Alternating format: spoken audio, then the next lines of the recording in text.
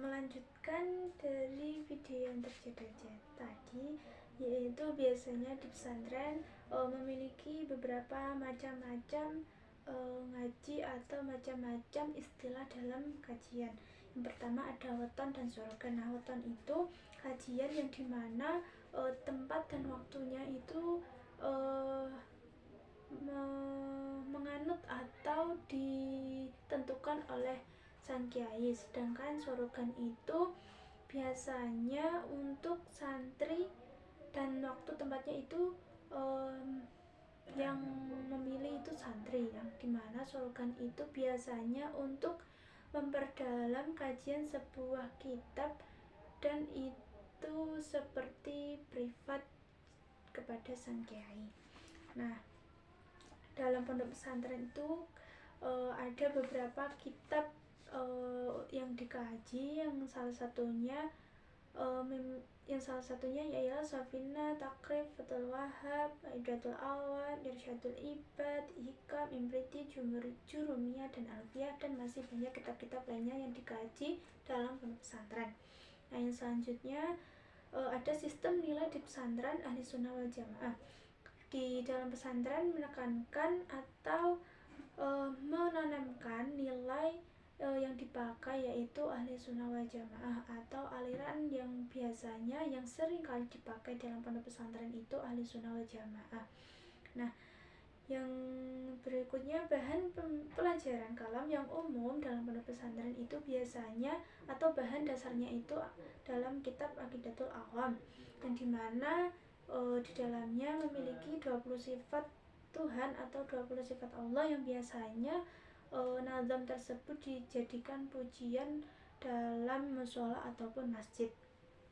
Nah, tidak banyak para santri yang menyadari golongan atau aliran-aliran lain seperti Mu'tazilah dan lain-lainnya.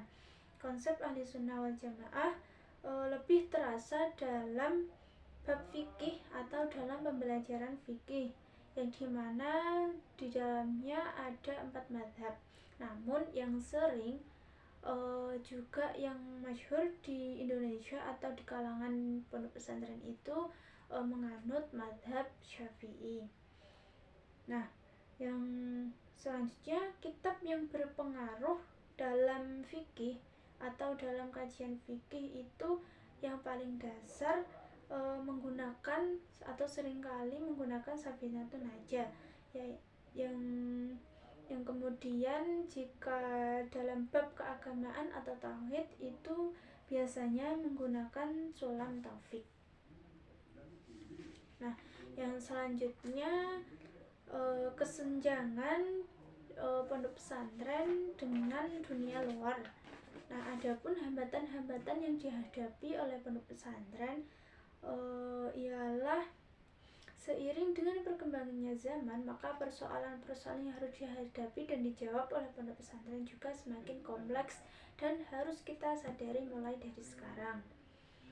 Nah, suatu kenyataan sederhana tetapi cukup tajam adalah adanya anggapan bahwa perkataan modern itu mempunyai konotasi barat.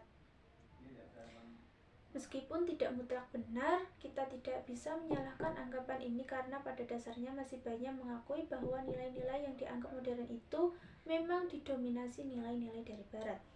Tetapi sebetulnya nilai-nilai modern itu sifatnya adalah universal, berbeda dengan nilai-nilai barat yang lokal atau regional saja.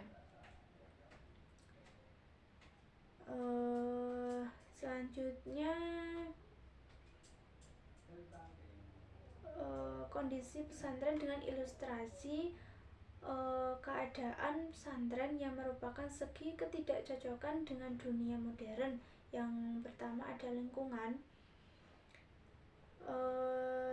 yang kemudian penghuni atau santri, yang dimana di dalamnya berhubungan dengan pakaian dan juga tingkah laku. Nah, sekarang ini sudah banyak sekali santri-santri yang dimana beliau itu tidak memerhatikan cara berpakaiannya.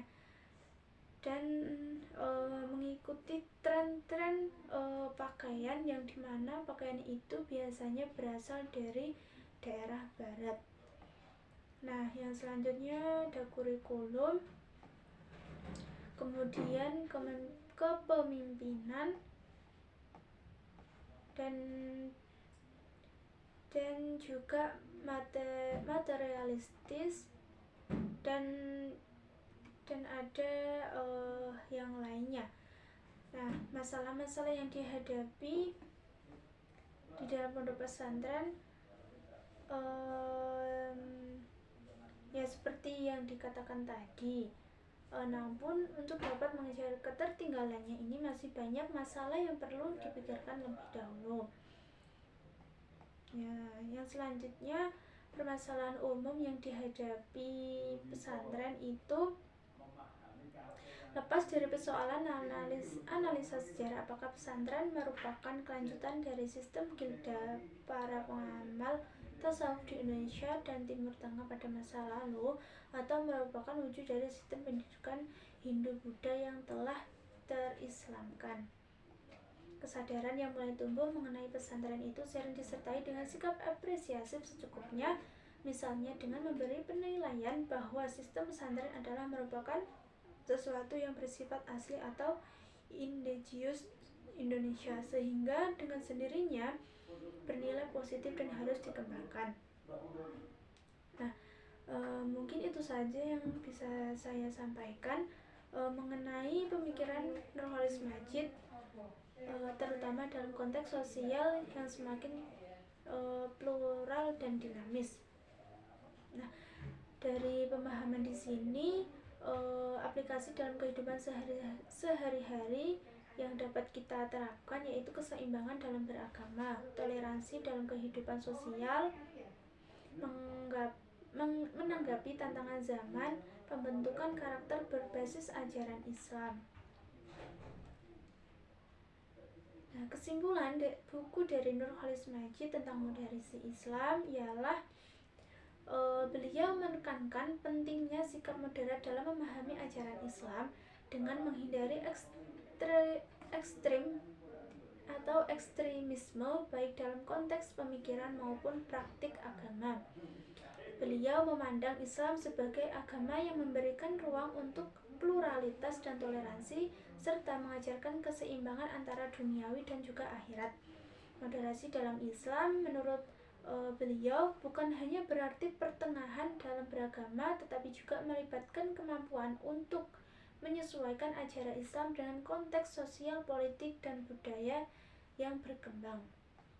Nah, beliau juga mengkritik interpretasi Islam yang cenderung kaku dan konservatif yang dapat menjerumuskan umat dalam tindakan intoleran dan kekerasan. Sebaliknya, beliau menekankan pentingnya pembaruan dalam cara pandang umat Islam terhadap agama mereka tanpa meninggalkan esensi ajaran. Nah, moderasi Islam menurut Nurholis Madjid ialah jalan tengah yang menghindarkan umat dari fanatisme dan membangun masyarakat yang damai serta inklusif. Nah, adapun refleksi akhir dari bilik-bilik pesantren di sini ialah mencerminkan tempat pembelajaran dan pengembangan diri yang lebih mendalam bagi para santri dalam mencapai pemahaman Islam yang seimbang. Pesantren sebagai lembaga pendidikan agama memiliki peran strategis dalam membentuk karakter dan pemikiran generasi muda. Dalam konteks moderasi Islam, pesantren diharapkan menjadi wahana yang tidak hanya mengajarkan aspek ritual dan teks agama saja, tetapi juga membuka ruang untuk pengembangan pemikiran kritis, inklusivitas, dan toleransi antar sesama. Nah, bilik-bilik pesantren bisa diartikan sebagai simbol tempat di mana para santri mengeksplorasi ajaran agama dengan pendekatan yang lebih terbuka dan luas, dan juga lebih moderat, jauh dari kekerasan atau pemahaman yang sempit. Nah, secara keseluruhan, baik dalam buku Nurholis Majid maupun dalam konteks bilik-bilik pesantren, moderasi Islam dapat menjadi pondasi untuk membangun masyarakat yang toleran, beradab, saling menghargai, saling mengerti tanpa kehilangan akar spiritualitas Islam yang sejati. Nah, demikian yang bisa saya sampaikan. Mohon maaf jika ada kata-kata yang kurang berkenan atau kata-kata yang salah diucapkan. Sekian dari saya. Wassalamualaikum warahmatullahi wabarakatuh.